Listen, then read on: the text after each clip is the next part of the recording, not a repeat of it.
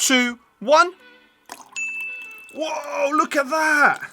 Right, so today we're going to be continuing our cheap versus expensive series where we truly find out is cheap better than expensive. What we've got here is Blue Spark from Tesco's as our cheap option. So this costs 45p per can. And we're going to be comparing this to our expensive option, which is Red Bull, which costs us £1.50. So it's more than 3 times the price here. Obviously today there's so many different choices for products we can pick. It's hard to know which one to buy, whether you're getting your money's worth here for £1.50 or you're getting a really good deal for 45p. So that's what we're going to try to figure out today with a number of tests. So before we get into any tests, let's just have a look at nutritional figures. I can see on our expensive option here, they claim to have 11 grams of sugar per 100 ml, and on our cheap option, it's only 5 grams of sugar per 100 ml. Bearing that in mind, we can see that the cheap option here contains a couple sweeteners listed, and the expensive option doesn't contain any sweeteners at all, making up for that with the sugar content. And finally, looking at a popularity metric by using Google Trends, we can see that the Red Bull is far more popular than the Blue Spark energy drink is. So starting off with our first proper test, we're going to have a look at acidity. This will give us a general idea about how bad it could be for your teeth.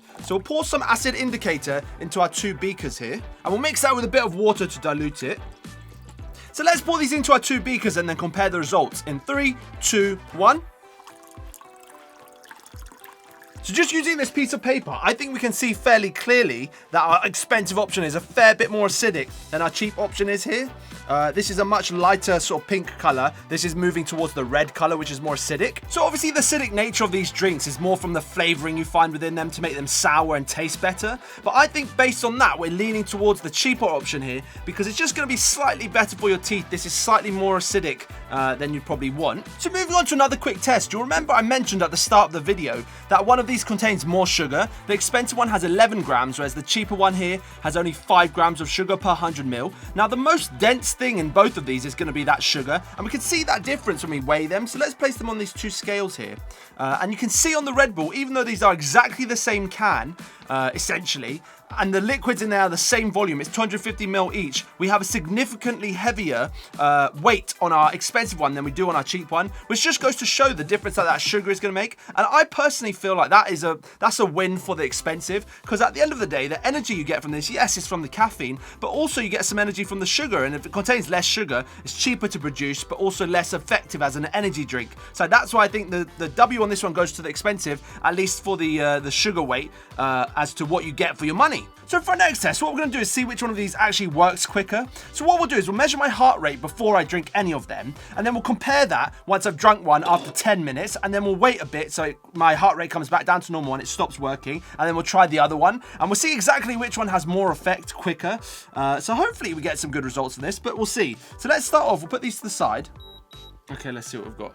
90 beats a minute. Diastolic is 70, 105 is systolic. So if you know a little bit more about that, let me know. Hopefully these are correct. Okay, so starting with our cheap option, we're going to drink some of this, wait 10 minutes, because that's about how long it takes to start working the bloodstream caffeine, and then we'll measure what our heart rate is after that. So we've got the same amount here, we'll drink on both. So let's start with the cheap. Okay, we'll come back in 10 minutes. Measure what the heart rate is. So let's see how quickly this has taken effect. I can tell you already that I feel slightly more energized, but let's see what the heart rate is measuring. 3, 2, 1. So let's see what we read. So I'm not sure really what to take from that. I feel slightly more energized, but that actually seems lower than it was before. Maybe sitting down for 10 minutes has sort of relaxed me, because that's 81. Okay, so that's the results on the cheap one. Let's wait a little bit and then we'll try the expensive one and see how that compares. So it's been a couple hours, my heart rate's come down. Let's try the expensive one now and see how it measures up. So again, we'll wait 10 minutes and we'll see what the heart rate is after that. So it's been 10 minutes. Let's see what the expensive has done in 3, 2, 1. Okay, let's see what that is. Okay, so we're at 1.3. Wow, so we're up to 90 and we're at 131 diastolic. Damn, this has worked, I think, a lot better than the cheap one, to be honest, in terms of having that effect on the body. I definitely feel more energized from drinking that than I did the cheap one. I wonder if the quality of the caffeine is the same in these, that I saw such a different result from that. That's quite interesting. So strangely, I do think the expensive here actually had a slightly stronger effect on my body than the cheap did. Now, that might be psychosomatic because I'm sort of expecting it, since it cost more, to do a better job. And that can actually affect the results that we saw in the blood pressure reading. So I'm not 100% sure exactly where that sort of comes into the play in this or not. But yeah, it's very interesting stuff. I have tried to do a little bit of research as to the quality of the caffeine that's in both of these, and I can't seem to bring much up. So if you know a little bit more about the type of caffeine that they use in this, and exactly if there's like a difference between the actual quality of that caffeine, let me know in the comments, and we can do a bit more research on this. Let's finally move on to our last test, which will be the taste test to see which one actually tastes better. So these have been mixed up. I don't know which is which. Let's try this side first and see what it's like. Okay, sweet, sour, quite sugary. Let's try this side.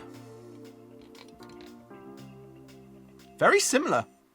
Ooh, but there's a very different aftertaste. That's interesting. Let's try this one again. I've got to say, I do feel like the one on the left here has a slightly deeper hit than the one on the right, just in terms of its flavor. As a matter of fact, I can taste the difference between these two. I've got to say the main difference here is the one on the right here tastes much more watery in some ways than the one on the left. The one on the left has a much sweeter, punchier flavor. So if I base the taste test on some of the other tests we've done today, knowing that one of these is slightly more acidic as well, I'm going to guess that this is the expensive side and this is the cheap side. Let's have a quick look. Yeah, exactly. That is what I thought, you know, because you can taste that difference, especially with the sugar as well. It's one of the big things that makes the flavor different here. That little bit, it's not even a little bit of extra sugar, that quite substantial amount more sugar is, you can taste. The sweetness have a slightly strange aftertaste, which makes it taste slightly watery compared to this, which is much fuller flavored. It's sort of the difference tasting between Diet Coke versus normal Coke. Yeah, for me, I 100% prefer this side here, which obviously was the expensive one. Just tastes, I think, a fair bit better. So at this point, we've given both of these a pretty thorough testing. We now need to decide, is it really worth over 3 times the price here at £1.50 compared to our 45p energy drink? My general sense of it at the minute is that Tesco's has quite a good proposition here, considering what the price is compared to the expensive option. But that being said, I do feel like there is a few bits missing in terms of the quality on the cheap stuff. Again, the flavour here is a fair bit nicer if you compared them like this. If you have them on their own, it's probably harder to distinguish that. But compared next to each other, it's quite obvious that this one tastes better. Also, bearing in mind, I do feel like this was slightly more effective. Now, that again might just be a psychology behind the fact of the branding of what Red Bull is, that it makes it feels like it gives you more energy when in fact it doesn't actually physically give you more energy. But all of that is part of the way we consume things anyway. So that's an important thing to sort of bear in mind. Feels like it worked more effectively, the expensive one, than the cheap one did. So you'll have to take that with a grain of salt. Obviously, we can do further tests at a later point if we want to. I think if you drink a fair amount of these per day, I think it starts to make sense, obviously, to look at buying this one, because that sugar difference actually won't matter all that much. But if you drink them in a more sort of normal way, I do think it's probably worth getting the expensive one. So expensive wins! Very cool! Yum yum.